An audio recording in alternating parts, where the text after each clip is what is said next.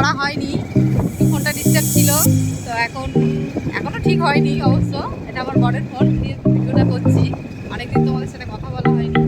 তো এখন যাচ্ছি আমরা বেড়াতে নিউ টাউন, মাদের কাছে। আর তার সাথে আমাদের সাথে আছে, এই যে দেখছো আমার নরদিনী বিউটি। রাস্তাটা একটু ডিস্টার্ব, তো অনেকদিন পর আজকে তোমাদের আরেকজনের সাথেও আলাপ করিয়ে দেবো।